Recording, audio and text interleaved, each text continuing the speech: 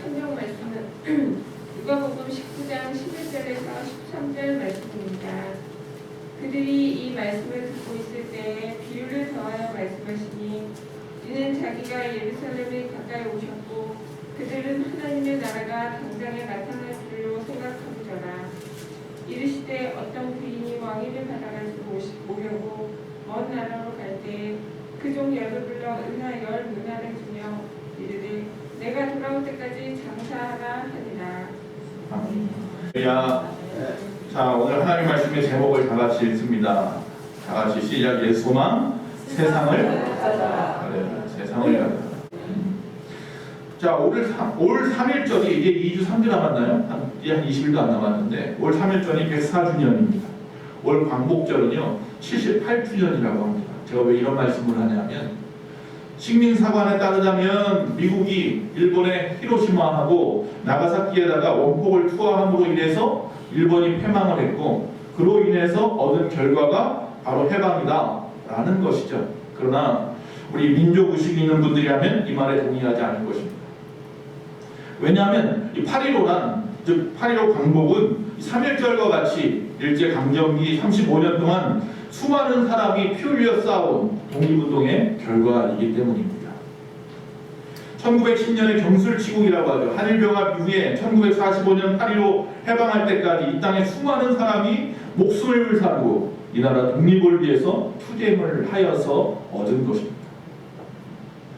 만약에 독립을 위한 이런 노력이 하나도 없었다면 그저 앞에서 말한 것처럼 미국에 의해서 어부지리로 얻은 독립이라고 한다면 아마 독립하자마자 이 나라가 내각조차 구성하지 못했을 겁니다. 외국에 의해서 이리 치이고 저리 치이고 그때도 치였는데 그보다 더 심하게 외세의 간섭을 받았을 것입니다. 꼭두각시 같았을 겁니다. 그러다 보니 백성들도 독립에 대해서 별다른 감회가 없었을지도 모릅니다. 하나님의 나라도 마찬가지라는 것입니다. 우리 성도들이 하나님의 나라를 예비하고 준비하고 애쓰고 힘써서 얻었을 때에 이 하나님의 나라가 귀한 거예요. 남들이 다 얻으니까 나도 그냥 어부지리로 얻어버리면 하나님의 나라에 귀함이 없어요. 그래서 우리의 신앙의 생활의 태도가 사람마다 별반 다 다른 거예요. 정말로 어떤 사람은 교회에 나와서 구원받아 하나님의 나라를 소유했는데도 감흥이 없어요. 어떤 사람은 정말 열심을 다해 최선을 다해 하나님의 나라를 이루기 위해서 애쓰고 수고한 사람들은 그 감흥이 달라요. 매일매일이 새롭고. 여러분, 하나님의 나라는 그저 막연한 것도 아니고 신기루도 아닙니다. 구체적인 실존이고 현존인 줄로 믿습니다. 하나님의 나라는 있습니다. 우리가 가야 할 곳이 바로 하나님의 나라이고 우리가 살아가는 이 땅을 우리 교회를 비롯해서 여러분의 가정과 이 세상을 하나님의 나라로 만들어야 합니다. 그것이 바로 우리의 사명인 거죠. 그래서 주님이 우리에게 말씀하는 거예요. 세상을 가져가. 오늘 본문에서는 그 하나님의 나라를 받기 원합니다. 자, 오늘 말씀을 좀 보면요. 이 누가복음에만 나와 있는 비유예요. 이 한문화, 열문화라고 열문화 비유라고 말하는데. 자, 이 말씀의 배경은 그렇습니다. 예수님께서 이제 드디어 십자가에 못 박혀 죽기 위하여 저 꼭대기에 있는 갈릴리에서부터 제자들을 데리고 어디 이 남쪽에 있는 예루살렘까지 여행을 하고 계시는 길이에요. 마지막 길이에요. 이게 가면 이제 예루살렘에서 죽으실 걸 알고 있어요. 제자들은 몰라요. 그저 예수님이 예루살렘에 가서 마지막이라고 하니까 야, 드디어 모든 것이 끝났구나. 드디어 이제 왕이 되시는구나. 예루살렘에 가서 왕이 되시고 우리는 한 자리씩 하겠구나. 그 생각뿐이었어요, 제자들은. 그래서 예수님하고 저녁에 잠잘 때 자기들끼리 모여서 뭐라고 얘기해요? 누가 더 크니? 큰 자에 대한 이야기하고 막 그러잖아요, 서로 간에. 이제 드디어 한 자리 얻을 것 같으니까.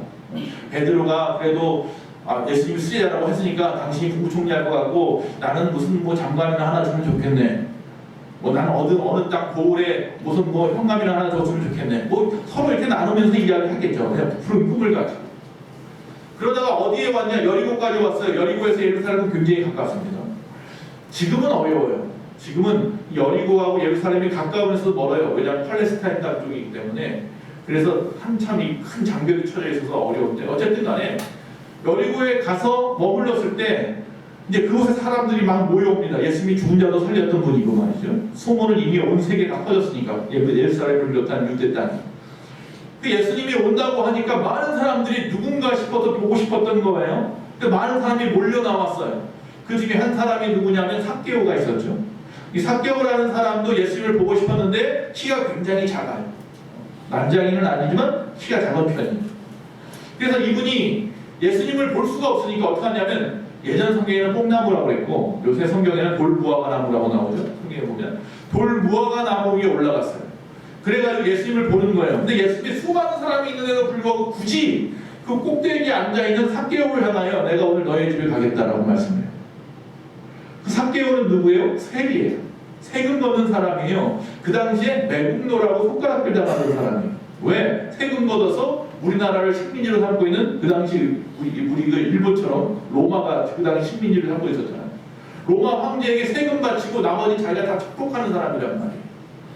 근데 예수님이 굳이 그 사람 집에 가겠다고 하니까 그 um성무성 사람들이 막 뭐라고 그러는 거죠. 그 예수님이 그 집에 갔고 그 집에 구원을 선포하니 삭개오가 그곳에서 변화되는데 내가 남의 것을 갖다가 훔친 것이 있으면 4배나 갖고 어려운 사람들을 다 나눠주겠다고 합니다. 자기 재산. 깜짝 놀랄 일이죠. 여러분 회개했습니까? 정말 회심하셨습니까? 정말 예수님을 믿습니까? 나는 예수를 믿는 새로운 사람입니까? 그럼 삭개오처럼 변하셔야 됩니다. 180도 돌아서지 못하고 교회 좀 나온다고 예수 믿는 거 아닙니다. 내가 집사라고 권사라고 장로라고 예수 믿는 거 아닙니다. 자, 삭개오의 집에 가서 그럼 도대체 예수님이 그 하루 종일 하루를 머무셨는데 무슨 얘기를 했을까? 성경에 별로 나와 있지 않아요. 그런데 오늘 이 말씀이 누가복음에는 나와요. 누가는 그 당시 이제 직접 찾아갔잖아요. 누가는 나중에 바울이 그 로마에서 순교당하고 나서 바울의 주치였던 누가가 그 이후에 바울이 죽고 나서 혼자 되어서 다시 예루살렘에 와서 예수님의 행적을 다 쫓아다녔잖아요. 다 역사를 적고 다녔단 말이에요. 그래서 만든 게 누가복음이에요. 그리고 그 후에 사도들의 행적을 다 쫓아다녔잖아요. 그리고 적은 게 뭐예요? 사도행전이잖아요. 그러니까 누가복음과 사도행전을 쓴 사람이 누가잖아요. 그러니까 이 누가가 이 누가복음을 자세하게 쓴 거예요. 그 당시의 이야기를 직접 여리고에 가서 삭개오를 만났을 수도 있고 또 아니면 그 집안 사람들을 만났을 수도 있고 어떤 이야기가 있었는지 들은 거예요. 그 중에 하나가 바로 오늘 말씀인 열무나 이야기예요. 앞에 좀 배경 이야기 좀 장구했어요. 오늘 말씀이 길어질 거라는 예시예요. 자, 하나님의 나라에 대한 이야기를 지금 삭개오의 집에서 이야기하고 계시는데 그 당시에 이 하나님에 대한 이야기를 갖다가 잘못 이해하면 안 되는 게 로마의 정치력으로 우리가 해방을 얻는가 보다 라고 사람들은 메시아를 기다릴 때 그런 마음으로 기다렸어요. 마카비라고 하는 사람이 중간기 때 구약과 신약 가운데 중간기 때에 소위 말하면 그 당시 알렉산더 대왕이 헬라 문화를 갖다 물리쳤단 말이죠. 그리고 잠시 100년 동안 하스몬 왕조라고 해서 왕조를 갖다가 독립왕조를 만들었었어요. 그랬다가 로마가 쳐들어와서 결국은 다시 또 로마의 식민지가 되었죠. 그때 그 마카비와 같은 사람을 갖다가 그들은 구세주인 줄 알았던 거예요. 그런데 지금 다시 로마에게 식민지가 된 지 또 시간이 꽤 지났는데 예수님이 나타나셨는데 이분은 놀라운 기적을 행하시는 분인데 이분이 지금 예루살렘으로 가고 있단 말이죠. 그러니까 또 마카비와 같이 이분이 우리를 로마로부터 구원할 구세주다. 이가 바로 성경에 나와 있는 메시아다. 이렇게 믿는 사람들도 있었고 또 이것을 갖다가 믿지 못하게 하려는 종교 지도자들도 있었죠. 자신의 것들을 빼앗기니까 자신의 인기도 명예도 다 빼앗길 것 같으니까. 그 사람들이 바로 예수님을 죽인 거고 십자가에다. 자, 그런 때 이 제자들조차도 그렇게 생각했던 거예요. 정말로 정치적인 어떤 일이 일어나겠구나 라는 거죠. 자, 그러나 우리가 잘 압니다. 예수님은 예루살렘에 들어가서 성전에서 돈을 갖다가 서로 주고받고 말이죠. 비둘기 팔고 하는 사람들의 상은 두렵었는지 모르겠지만 그 나라 전체를 두렵지는 않으셨어요. 그냥 십자가에 죽어버리셨어요. 자, 예수님이 하나님의 나라를 선포하고 나서 예루살렘으로 향하여 갈 때 당장 무슨 일이 일어날 줄 알았는데 그렇게 당장 무슨 일이 일어날 줄로 생각하고 착각하고 있는 제자들을 향하여 오늘 말씀을 전하는 거예요. 당장 오지는 않아. 당장 그때가 하나님의 나라가 이곳에 임하지는 않을 거야. 그 이야기하고 싶은 거예요. 자, 예수님의 나라, 하나님의 나라는요, 예수님이 십자가에서의 순환과 그의 부활과 그의 승천하심과 그리고 시간이 지난 어느 때 하나님 아버지께서 원하시는 그때에 다시 이 땅에 재림하심으로 도래하는 것이 하나님의 나라예요. 즉 다시 말하면 하나님의 나라는 지금 이 순간에도 계속해서 점진적으로 이루어져 가고 있는 거예요. 할렐루야. 그때가 끝날 때 다 이루었다 하실 때 다시 오시는 거죠. 주님. 그게 바로 재림하시는 주님이죠. 이것을 깨우쳐 주려고 하신 말씀이 오늘 말씀 열 문화에 대한 비유예요. 자, 이 비유에 보면 왕위를 받으려고 한 귀인이 어디론가 갔어요. 가면서 자기의 종들에게 한 문화씩 나눠줬어요. 열 문화를. 자, 그러자 그 종들이 기다리고 있고 왕위를 받으러 간 자가 떠났다가 드디어 왕위를 받아서 돌아왔어요. 이 귀인이. 그래서 그 종들을 갖다가 한 사람 한 사람 불러서 계산하는 거예요. 그 중에 한 사람은 열 문화를 갖다가 남겼어요. 어떤 사람은 5문화를 남겼고 어떤 사람은 그것을 갖다가 손수건에다 잘 귀 싸가지고 숨겨두었다가 그냥 그대로 가지고 나왔어요. 자, 이 귀인이 그럽니다. 10문화를 가지고 나온 사람에게는 10개의 고을을 맡깁니다. 즉 왕권을 가지고 왔잖아요. 왕이 됐으니까 나라 10개를 맡깁니다. 5문화를 가지고 나온 사람에게는 5개를 맡깁니다. 그럼 한 문화 가지고 나와서 하나 맡겼느냐? 아니요. 악하고 게으른 종. 책망을 합니다. 그게 바로 오늘 말씀이에요. 하나님이 우리에게 맡긴 것이 있을 텐데 여러분이 아시죠? 재능도 있을 것이고 건강도 있을 것이고 지식도 지혜도 있을 것이고 물질도 있을 것이고 그거 가지고 뭐 했냐고 물어보시는 거예요. 뭐 했냐? 숨겨두었다는 이야기는 뭐예요? 아무것도 안 했다는 거예요. 아무것도 안 했다. 마지막 주님을 만날 텐데 재림 때에 그분 앞에 섰을 때 내놓아야 할 것이 있어야 할 텐데 고이고이 쌓아두었던 그 재능들 달란트를 그대로 내놓으면 여기 그대로 내놨잖아요 한다고 하나님께서 기뻐하시겠느냐는 거죠.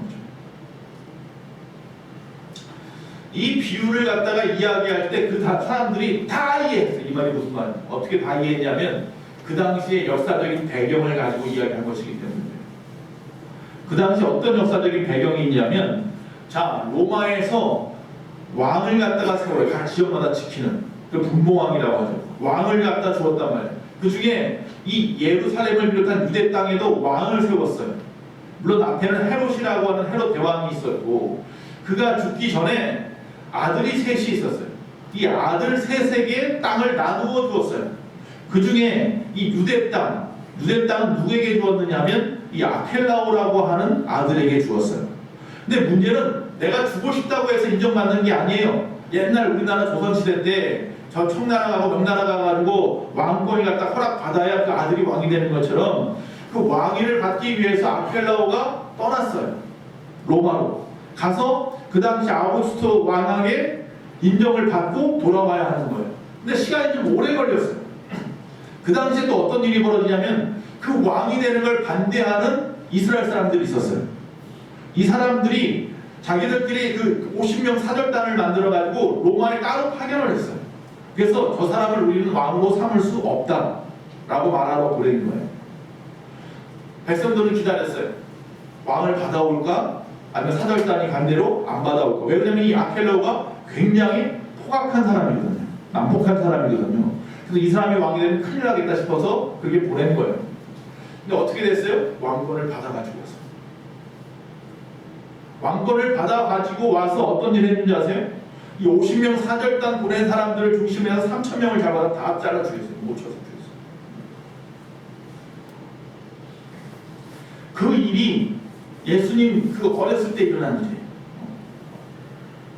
자, 그 사건을 모르는 사람이 없는 거예요. 그 사람들. 그러니까 지금 여기서 한 귀인이 왕위를 받으러 갔다가 돌아와서 계산했다라고 하는 이야기를 너무나 잘하는 거예요. 거기에다가 비유해서 지금 말씀하고 있기 때문에 이게 무슨 말인지 잘 알고 있는 거예요. 자, 그럼 도대체 예수님은 이 비유를 어떤 의도를 가지고 말씀하셨을까요? 아켈라오가 귀인이다. 그가 옳은 사람이니까 잘 따라라. 이런 얘기일까요? 그건 절대로 아니에요. 앞에서 말한 것처럼 아켈라오는 귀인은 아니에요. 이 이야기는 첫째로 뭐냐면 귀인이 돌아오는 것처럼 주님이 다시 돌아온다는 이야기예요. 주님이 이제 십자가에 죽으실 것이고 얼마 후에 죽으시고 끝나는 게 아니라 어떻게 한다고요? 다시 온다는 거예요. 그때는 뭐를 가지고? 하나님의 나라의 왕권을 가지고 온다는 거예요. 그 이야기를 비유해서 지금 이야기하고 있는 거예요. 근데 다시 오실 때는 아케나오처럼 와서 가만히 있는 게 아니라 뭐예요? 심판한다는 거예요. 다친다는 거예요. 즉 지옥에 갈 사람 지옥 보내겠다는 거예요. 그리고 나와 함께 천국에 이를 자들을 같이 천국 가겠다는 거예요. 그러니까 그 당시에 심판을 받느냐 상급을 받느냐 그 문제만이 마지막 재림 때에 남는 거예요. 그래서 저와 여러분 어디 가실 것 같습니다.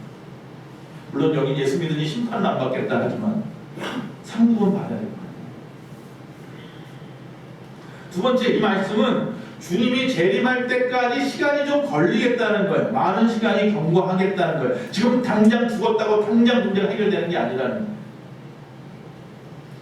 즉 주님은 그 당시 재림에 관한 이 성급한 기대를 가지고 있는 이 제자들에게 점진적으로 그 나라가 이루어질 것이니 너희가 준비하라는 이야기예요. 왜 당장 주지 않고 시간을 둘까요? 왜 이스라엘 백성들이 애굽에서 당장 나와서 가나안에 들어가지 않고 40년 동안 광야 생활을 했을까요? 똑같은 이유. 그 나라를 차지할 만한 그릇이 되어야 되는 거예요. 즉 이 말은 하나님께서 하나님의 나라를 완성하는 것도 중요하지만 내가 그 나라에 살 수 있을 사람으로서의 그릇이 되는 것도 중요하다는 거예요. 그 시간이 필요한 거예요. 그래서 그 그릇이 될 수 있도록 우리 각자에게 하나님이 뭘 줬다고요? 한 문화씩 나눠준 거예요. 각자의 재능을. 어떤 사람은 건강을 주고, 어떤 사람은 지혜를 주고, 어떤 사람은 달란트를 주고, 어떤 사람은 재물을 주고.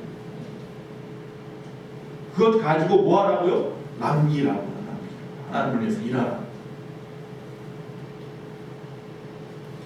근데 여기 보면 종들의 자세를 좀 보겠습니다. 첫째로 이 인물들, 그 당시의 인물들을 좀 볼게요. 예수님 당시의 인물들을 보면 첫째로 어떤 부류가 있냐면 바로 제자들 같은 부류가 있는 거예요. 주님을 바라보면서 뭔가를 기대하는 사람들이 있었어요. 또 한 부류가 있었는데 이 사람은 왕위를 받아오는 것을 반대하는 부류예요. 다시 말하면 예수님을 갖다가 반대하는 부류가 있었어요. 그게 누구예요? 그 당시 종교 지도자들이죠. 자, 이들은 예수님을 믿지 않으니 이 사람들은 제쳐놓읍시다. 다시 말하면 오늘 이 말씀은 세상에 예수 믿지 않는 사람들은 예수를 믿지 않아 이미 심판받을 것이니 좀 제쳐놓읍시다. 그리고 우리에 대한 얘기를 합시다. 주님을 기대하는 저와 여러분에 대한 얘기를 하자는 거예요. 자, 그 주님을 기대하는 저와 여러분 중에도 오늘 보니까 10문화를 각자에게 똑같이 나눠주었는데 한 사람은 어떻게 칭찬받는 충성된 종이 있는가 하면 또 어떤 사람은 불충하는 종이 있더라는 거예요. 충성하지 않는 종이 있더라는 거예요. 그건 어디에 있어요? 여기 있어요. 여러분 사이에 지금 섞여 있어요. 근데 똑같이 하나님께 한 문화를 주었대요. 이 달란트와 비슷한 이 비유와 비슷한 이야기가 달란트 비유죠. 거기는 그런데 다르게 주었죠. 8달란트도 주고 2달란트도 주고 5달란트 주고 달란트를 다 다르게 주었어요. 근데 여기서 이 비유는 똑같이 주었어요. 여러분 제가 끊임없이 한 문화, 10문화 이러니까 이제 문화가 얼마만큼의 양이야. 지금 돈으로 한 사람이 얼마야 궁금하시죠? 이 달란트가 있죠. 아까도 달란트 얘기했죠. 달란트가 보통 50만 달러에서 100만 달러 정도 돼요. 지금 돈으로. 금으로 따지는 건 34kg 금으로 따지니까 그러면 약 얼마예요? 6억? 뭐 7억? 이렇게 되겠죠. 근데 여기서 말하는 이 문화라고 하는 것은 그것의 60분의 1이에요. 그러면 어떻게 돼요? 약 1000만 원 정도 되는 거예요. 그러니까 100드라크마보다는 100데나리온. 그 말하면 한 사람이 100일 동안 일해서 벌 수 있는 돈이에요. 그러니까 하루에 10만 원씩 번다고 그러면은 100만 원, 1000만 원 되는 거겠죠. 예상을 잡는 거예요. 그러니까 한 사람당 다 1000만 원씩 준 거예요. 그거 가지고 일하라고. 근데 중요한 건 뭐냐면 그 사람 돈 지금 1000만 원 내가 받았어요. 이거 누구 거예요? 내 거예요? 하나님이 너 가져 하고 준 게 아니에요. 뭐 하고 줬어요? 맡겨주신 거예요. 할렐루야. 여러분이 가지고 있는 거 다 누구 거예요? 내 거예요? 하나님이 주신 거예요. 그래서 우리가 11조 하는 거예요. 내 게 아니거든요. 하나님의 것을 구별하는 거거든요. 자, 그리스도인들이 우리가 받은 모든 것이 다 자신의 것이 아니라는 사실을 잊어서는 안 되는 거예요. 즉 하나님께 다 받은 거예요. 시간, 건강, 재능, 물질, 우리 목숨까지도 다 하나님을 받은 거예요. 우리는 뭐예요? 청직이에요. 그래서 잠시 뭐예요? 관리하는 사람이에요. 관리. 그래서 우리가 바로 직분자들을 뭐라고 불러요? 청직이라고 부르는 거고, 우리가 이 예배 끝나고 식사한 다음에 이후에 청직이 모임을 갖는 거예요. 각자에게 주어진 걸 갈고 닦아서 그걸 가지고 나서 살아야 되는데, 그러기 위해서 청직이 모임 시간에 배우고 또 알고 습득하고 기술도 말이죠. 여러 가지도 말이죠. 내게 주어진 걸 갈고 닦는 시간이 바로 그 모임 시간인 거예요. 여러분, 자기 것이라고 자랑하지 마십시오. 할렐루야. 하나님 것 가지고 있으면서 자기 거라고 자랑하지 마세요. 그래서 저는 돈이 많다, 뭐가 많다, 뭐 능력이 있다, 무슨 자리에 있다, 암만 이야기해도 하나도 부럽지 않습니다. 하나님이 다 필요에 따라 주신 건데, 부자가 천국 가기가 더 어려운데 그거 가지고 뭐 할 건데 그러면 도대체? 자기만을 위해 쓸 겁니까? 그 능력 가지고 나 높아지는 일에만 쓸 겁니까? 그럼 그거는 뭐예요? 복이 아니라 뭐예요? 저주예요. 저주. 여러분에게 주어진 달란트가 저주가 되지 않기를 바랍니다. 교회를 위해서 쓰시고, 정말 어렵고 불쌍한 사람들을 위해서 쓰시고, 정말 이 나라를 위해서 쓰시고 말이죠. 그의 나라와 그의 의를 구하는 일에 쓰십시오. 여기서 이 똑같은 일을 동일한 상황에서 맡겨주셨어요. 그렇죠? 다시 말하면 한 문화씩 똑같이 나눠줬잖아요. 그러면 그 똑같이 나눠졌으니까 똑같은 결과가 나타나던가요? 아니더라는 거죠. 한 사람은 아무것도 결과가 나타나지 않고, 어떤 사람은 5개로, 어떤 사람은 10개로 나타나죠. 자, 문제는 즉 이것을 가지고 남기라고 오늘 분명히 말씀했다는 거예요. 남겨라. 다시 말하면 하나님이 주신 것들을, 그 달란트를 잘 활용해서 이와 가치를 갖다가 창출하라라고 말씀하고 있는 거예요. 즉 우리 인생에 흔적이 남을 수 있도록 그것 가지고 일하라는 것인데, 어떤 흔적이 남으셨나요? 한 번밖에 없는 귀한 삶을 하나님의 영광을 위해서 쓰라고 지금 말씀하고 계십니다. 우리가 마지막에 하나님 앞에 섰다고 생각해 보십시오. 하나님께서 묻습니다. 나는 너를 위해서 내 독생 성자 아들 예수까지도 십자가에 못 박아 죽여 피까지 흘리고 모든 것을 다 내어주었는데, 너는 나를 위해서 이 땅에 있는 동안 무엇을 하였느냐? 여러분, 거기서 끝나지 않습니다. 근데 여기서 또 귀한 일은 뭐냐면요, 이게 즉 하나님을 위해 맡겼단 말이에요. 내 거 아닌 거 알았어요. 하나님의 거예요. 그런데 이거 당연한 건데, 이거 가지고 일하라고 해서 일하는 것은 당연한 건데, 하나님이 여기다 뭘 줘요? 보상까지 주세요. 한문화 맡기신 건 당연한 건데, 난 종이니까. 종이 종의 일을 한 것뿐인데도 거기다 뭐예요? 보상을 주시더라. 하나님은 우리의 것을요, 절대로 그냥 주었어, 너 일해서 받았어, 끝이야가 아니라 보상하시는 분이에요. 남긴 것에 비교되지 않을 만큼 엄청나게 크게 보상하시는 줄로 믿습니다. 10문화 가지고 왔더니 어떻게 돼요? 10개의 고을을 주었어요. 할렐루야. 1억 만들어, 1000만원 가지고 1억 만들어 왔더니 10개의 도시를 가져라. 그러면서 네가 원하는 도시가 뭐야? 물어봤더니 세비야야. 그럼 너 가져라. 이렇게 됩니다. 밴쿠버야, 너 가져라. 진천이야, 너 가져라. 이렇게 됩니다. 할렐루야. 이왕이면 입을 넓게 여십시오. 진천이 나쁘다는 얘기 절대 아닙니다. 자, 좀 중요한 이야기예요. 천국잔치에 들어가는 것만 해도 우리는 복받은 줄로 믿습니다. 할렐루야. 하나님의 나라를 갖다가 들어가는 것만도 복받았는데, 거기다가 플러스 그 도시를 다스리는 권세까지 우리에게 주셨더라. 하나님은 우리에게 복을 주시고, 거기도 또 그것도 모자라서 넘치도록 상을 주시는 분인 줄로 믿습니다. 상 받으셔야죠. 우리가 학교를 3년 다녔으면 하다못해 개근상이라도 받아야 될 거 아니에요. 전 초등학교 때 그런 게 교회 다닐 때 처음에 이제 처음에 6학년 되었을 때 여기도 수목교회 갔는데, 거기서 그런 이야기 설교, 왜 그때 그 설교를 했는지 모르겠어요. 중학교 애들, 초등학교 애들 이렇게 모아놓고 이제 설교를 하는데, 그 목사님 이름을 기억해요. 신성한 남자라고 했어요. 신성남 목사님이라고 유명한 목사님이 있는데 지금은 그 목사님이 그때 중등부 저희 부장 목사님이었는데 그분이 설교를 하면서 그런 이야기를 하는 거예요.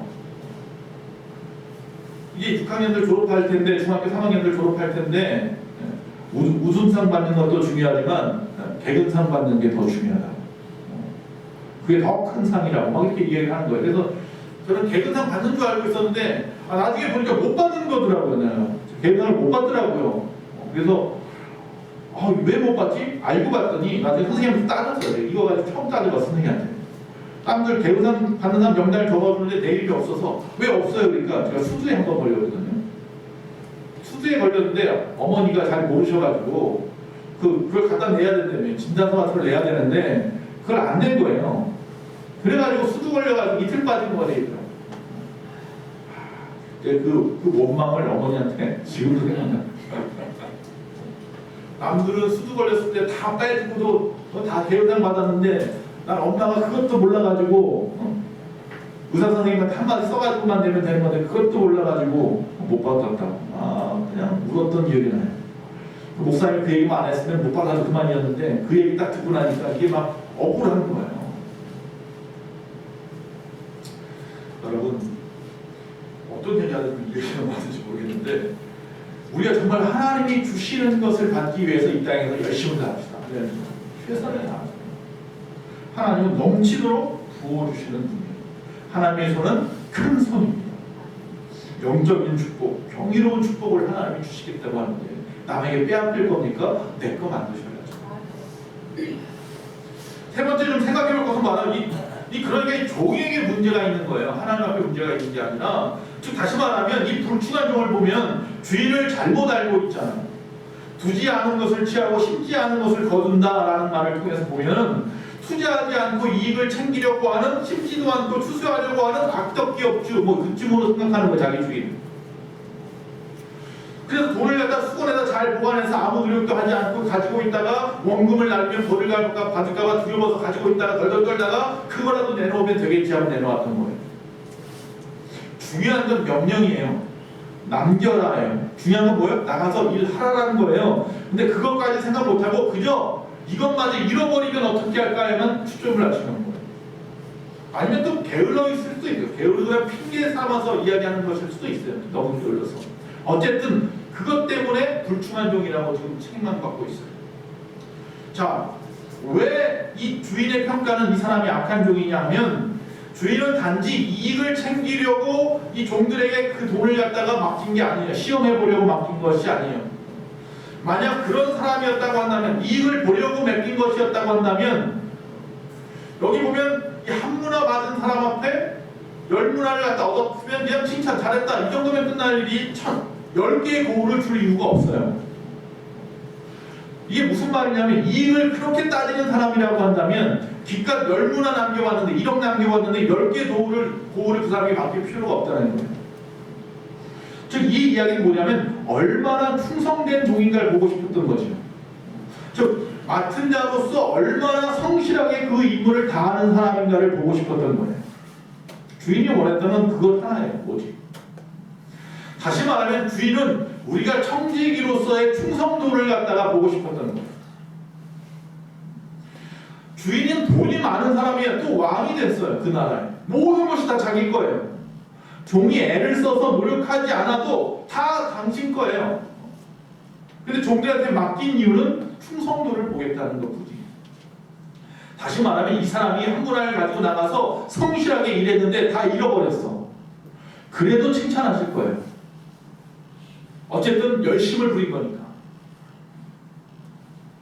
근데 이 악한 종은 아무것도 하지 않았기 때문에, 즉 주인을 오해했기 때문에, 그것도 너무나 큰 오해 때문에 책망을 받고 있어요. 여러분 교회에 나오시면 성경 공부하셔야 됩니다. 말씀을 많이 읽으셔야 합니다. 깊은 기도의 묵상을 하셔야 됩니다. 하나님의 의도를 아셔야 됩니다. 하나님의 뜻이 무엇인지를 알기 위해서 그저 주일날 예배 한번 드리는 정도가 아니라 집에서든지 어디서든지 아니면 다른 시간이든지 교회에서 만들어놓은 활용하는 시간이라든지 열심을 다해서 하나님의 말씀, 하나님의 뜻을 발견하려고 노력하셔야 합니다. 오해하지 않기 위해서. 여기 나와 있는 약한 종같이 되지 않기 위해서 주님은 끊임없이 여러분에게 오늘도 말씀할 겁니다. 귀가 따갑게 이게 안 들리면 귀문이 닫힌 귀가 막힌 사람이에요. 성경은 끊임없이 뭐예요? 귀 있는 자는 들으라고 얘기하잖아요. 귀 있는 자는 들을지어다. 귀는 앞에서 제가 지금 30분 40분째 떠들어대는데 이 말씀에 귀가 아무리 열려있어 듣는 것 같지만 한쪽 귀를 또 흘려버리는 사람이 있고 아예 튕겨나가는 사람이 있고 말이죠. 가슴까지 안 가요. 머리까지 안 가요. 내 손으로 내 발로 행동으로까지 안 간단 말이에요. 주님은 그런 사람에게 끊임없이 이야기하면 제발 나 좀 오해하지 마라. 대충 남이 하는 대로 그렇게 해서 절대로 10문화 5문화 얻지 못합니다. 때가 되면 우리도 분명히 계산할 날이 올 텐데 우리 예수만교회 모든 성도님들은 착한 종으로 칭찬받기 원하는 겁니다. 그래서 올 한 해 예수만교회는 세상을 가져야 합니다. 칭찬받는 자에게 세상을 주십니다. 이 정도면 그런 말 하지 마십시오. 우리 신앙 양심이 오케이 할 때까지 하는 겁니다. 그때 하나님이 우리에게 주십니다. 즉 오늘 말씀의 영적인 의미를 좀 보면 첫째는 바로 여기 나와 있는 예수님은 본문에 나와 있는 이 귀인처럼 이 백성들에게 배척당하셨다가 십자가의 감내와 그리고 부활과 그리고 무 천사들의 호의를 받으시고 다시 영광스럽게 재림하실 것이라는 사실입니다. 또 하나는 주님이 재림하실 때에 이 땅에 충성된 자들과 반대하는 자들 그 둘을 나누어 놓고 반대하는 자들을 심판하실 것이고 충성된 자들은 그 충성에 따라서 상을 주시고 칭찬과 명성을 얻게 하실 것이다. 또 주님이 오실 때에 악한 자들은 끊임없이 또 그것을 갖다 음모하고 끊임없이 방해할 것입니다. 사탄이 마지막 때 더 악랄하게 많은 사람들을 끝에 가서 유혹하고 넘어뜨리고 그럴 겁니다. 그러나 중요한 것은 그런다고 한들 아무리 그래도 하나님의 나라는 절대로 위축되지 않을 것이고 멈추지 않을 것이고 분명히 온다는 것입니다. 그것은 하나님의 의지이고 계획이고 섭리이기도 하지만 바로 저와 여러분 같은 충성된 종들이 있기 때문입니다. 그 일이 우리에게 주어진 막중한 사명인 거예요. 마지막 때를 살아가는. 그런데 손 놓고 있겠냐는 거예요. 교회 안에서 사역을 배치하다 보면 오해받을 때도 분명히 많이 있습니다. 누구는 고상하거나 중요해 보이는 일을 맡기고 왜 나한테는 이렇게 하찮은 일을 시키는 거야? 여러분 그거 아십니까? 아무도 하려 하지 않기 때문에 가장 믿을 만한 분에게 힘든 일을 시키는 겁니다. 교회 일은 그런 겁니다.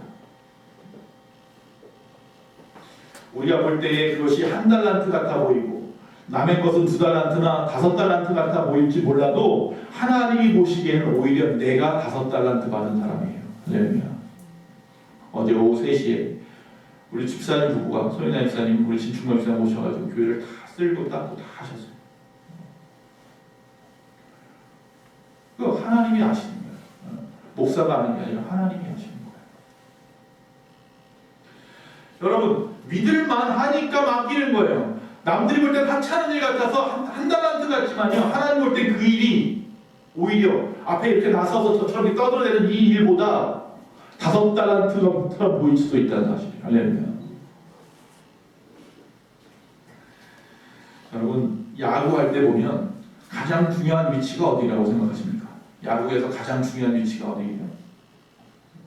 어떤 사람은 뭐 감독이라고 말하는 사람도 있을 거고 어떤 사람은 에이스 투수라고 얘기할 수도 있고요. 또 어떤 사람은 4번 타자라고 생각할 수도 있어요. 그 사람들 때문에 야구가 산다라고 말하는 사람도 있어요. 요새는 뭐 치어리더 때문에 야구가 산다는 사람도 있더라고요. 야구 보러 가는 게 아니라 치어리더 보러 가는 사람도 있다고 해요. 어쨌든 간에 우리가 생각할 때는 감독이나 4번 타자나 아니면 선발 투수나 이런 사람들이 중요한 것 같아 보이는데 그 사람들한테 물어보면요. 그 타자들이나 뭐 직접 뛰는 사람들한테 물어보면요. 누가 중요합니까? 그러면 투수 코치가 중요하고요. 주루 코치가 중요해요. 그러니까 투수들한테는 투수 코치가 중요해서 정확한 때에 정확한 수를 갖다가 배정하는 일을 하잖아요. 그래서 투수 코치가 굉장히 중요하고요. 또 하나는 주루 코치. 주루 코치가 뭐예요? 1루 베이스하고 3루 베이스 옆에 보면 코치 한 명 서 있잖아요. 그 사람들이 그냥 옆에서 그 사람들 1루까지 뛰어간 안타 치고 뛰어간 사람들 장갑 받아주고 모자 받아주고 이러니까 받아주는 사람인 줄 알지만 그 사람이 코치다 말이에요. 그 사람이 거기서 멈춰버리면 멈추는 거고 뛰어버리면 뛰는 거라는 거예요. 그 사람들이 중요한 거라고 얘기를 해요. 보이지 않는 곳에서 정말 중요한 모습으로 감당하는 것들이 있어요. 제가 왜 이런 말씀을 하겠습니까? 사역이라는 것은요, 어떤 일을 남의 일보다 더 중요하다라고 생각하고 하는 거예요. 내가 하는 일이 누구의 일보다 더 귀한 일이야, 소중한 일이야, 하나님이 기뻐 받으실 일이야 라고 하고 하는 거예요.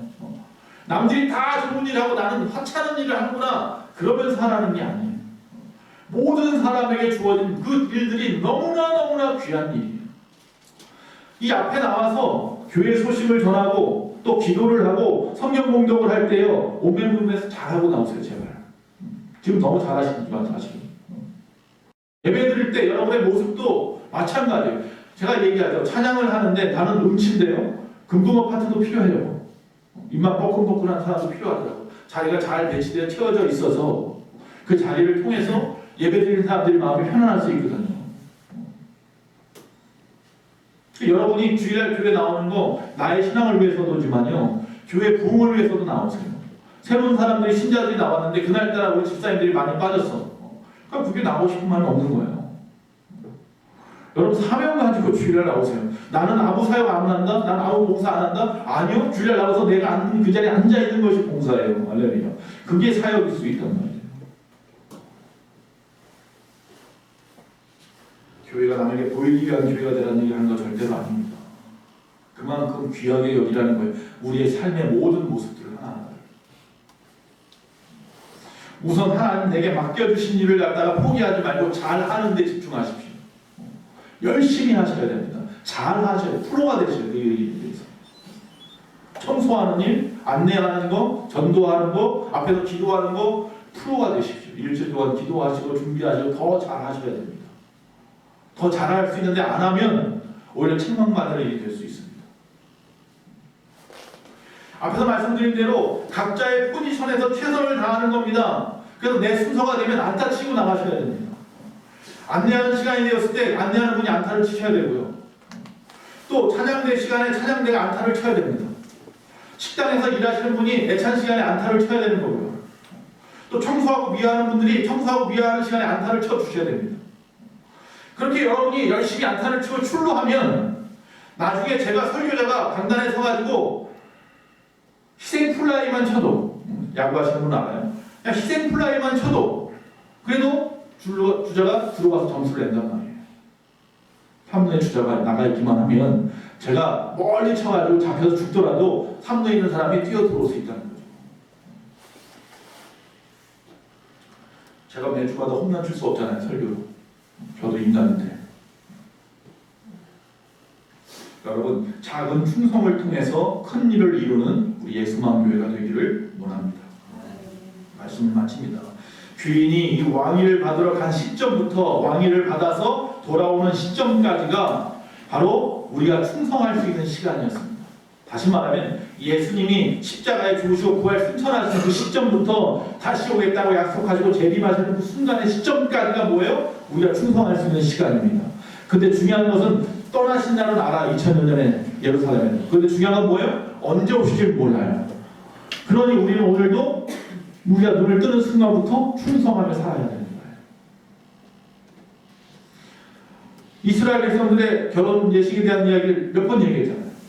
거기는 어떻게 한다고요? 아무리 내가 좋아하는 사람이 있어서 결혼하고 싶어도 당장 결혼시키는 게 아니라 신랑이 살 집을 마련할 때까지 시간이 좀 필요해서 신랑이 신부에게 결혼하겠다 마음을 먹었더라도 아버지한테 이야기하고 아버지가 그 신부 집에다가 이야기를 해서 내가 때가 되면 신랑을 보낼 테니 그때 신부를 보내주시오 이렇게 한단 말이에요. 그래서 신랑이 나이가 차든지 어떤 직장을 얻든지 아니면 집을 갖다가 만들어 놓던지 자기가 살 집을 그때까지 기다렸다가 아버지가 볼 때 다 됐다 싶으면 그제서야 신랑한테 가서 데려와. 그러면 신랑이 기쁜 마음에 친구들하고 신부 집에 달려가가지고 신부를 갖다가 불러다가 거기서 잔치하고 그리고 데리고 오잖아요. 그때는 아무도 몰라. 신부도 모르고 신랑도 모르고 누구만 알아요? 아버지만 알죠. 하나님 아버지만 알아요. 성경이 그렇게 말하는 예수님이 나도 몰라. 하나님 아버지만 알아요. 그때. 여러분, 우리들의 관심은요, 제자들처럼 우리의 관심은 어디에 있어야 됩니까? 이단들은 세상에 지금 이 순간에 이 많은 이단들은요 하나님의 나라가 언제 오는지 그 날짜에만 관심이 있어요. 다미 선교회처럼 1990년에 언제 온다 10월달에 온다고 얘기했다가 많은 사람들한테 참피만 당하고 말이죠. 지금의 많은 이단들은요 끊임없이 뭐를 해요? 끊임없이 마지막 날을 갖다가 계산하고 앉아있어요. 왜 그래요? 여러분의 심리를 노리는 거예요. 뭐처럼? 점쟁이들처럼 미래에 대해서 알고 싶은 그 호기심을 갖다 자극하기 위해서 끊임없이 그런 거 따지고 앉아있어요. 계산하고 앉아요. 맞지도 않은 거. 하나님 언제 말씀도 안 하셨는데. 점쟁이들이 그런 거 얘기하는 거 아니에요? 7월달 되면 물 조심하고 가을이 지나면 불 조심하고. 아, 저 점쟁이 심통하네. 여름에 내가 놀러 갔다 물에 빠질 뻔했는데. 당연히 7월달이면 물 조심해야죠. 그건 나도 할 수 있는 얘기예요. 여러분들이 그런 거 원하니까. 제가 얘기했잖아요. 난 그 얘기 듣고 지금 절대 아니라고 믿고 싶어요. 어느 큰 교회 권사님들이 누가 예언만 한다고 그러면 남의 교회 예언한다는 권사님 찾아가고 목사님 찾아가고 머리 들밀고 복채 주듯이 헌금한다고 돈 내는 거라고. 그 교회 담임 목사님도 왜 그렇게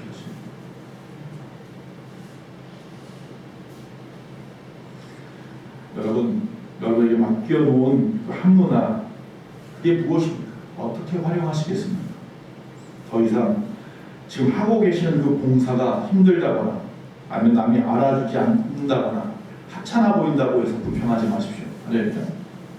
더 이상 세상의 나의 모습과 교회 안에 있는 나의 모습이 따로 노는 이중인격의 봉사를 하지 마십시오. 교회 안에서는 거룩한 것처럼 봉사하지만 세상에서는 전혀 그렇지 못한 모습을 살아가고 있으면서 아직 준비도 되지 않았는데 내가 교회 나온 지 얼마인데 라고 말하면서 나도 시켜달라고 떼쓰지 마시기 바랍니다. 하나님이 때가 되면 다 알아서 쓰실 겁니다. 그렇다고 교회 안에서 뭐 어떤 일에 대해서 청탁하거나 부탁하거나 아니면 좀 대발 좀 하라고 이유기 하는데도 불구하고 이리 빼고 저리 빼거나 그러지 마십시오. 때가 돼서 하나님이 원하셔서 하는 일이면 감사함으로 받아들이시면 됩니다. 더 이상 내가 하고 싶은 일이라고 나만 해야 한다고 욕심내지 마십시오. 남에게 피해를 주면서까지 그 일을 붙잡고 있지 마십시오. 제가 언젠가도 그 예화를 들었죠.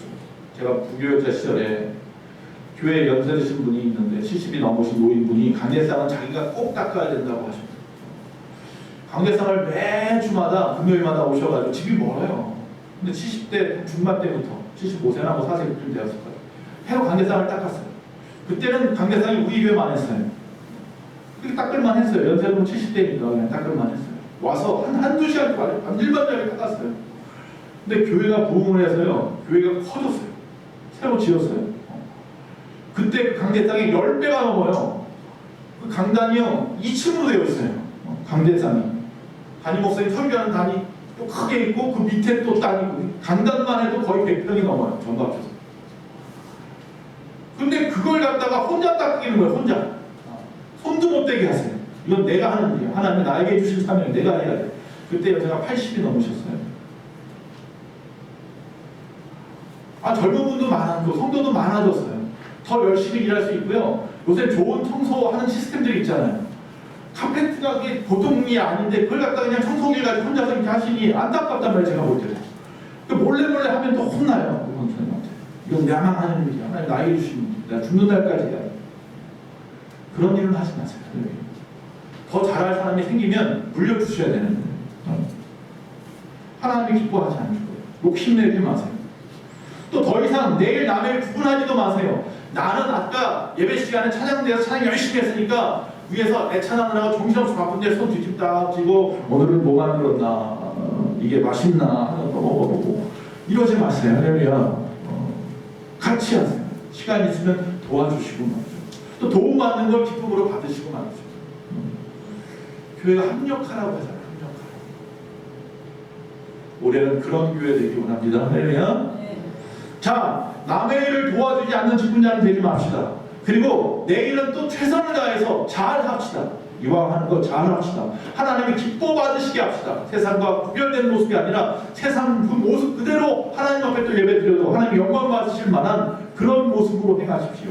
그럴 때 주님이 우리에게 말합니다. 아무개야 세상을 가져라. 심삼영 안수집사야 밴쿠버를 가져라. 신영길 안수집사야 진천을 가져라. 손영남 집사와 정막달 원사는 예루살렘을 갖고 박가옥 전사는 취리를 갖고 장국시 집사는 세비야를 가질지어다. 할렐루야. 아멘 하세요. 아멘. 우리의 수방교회 성도님들이여 세상을 가지시기 바랍니다. 아멘. 귀 있는 자는 성령께서 교회들에게 하시는 말씀을 들을지어다. 아멘. 기도하겠습니다.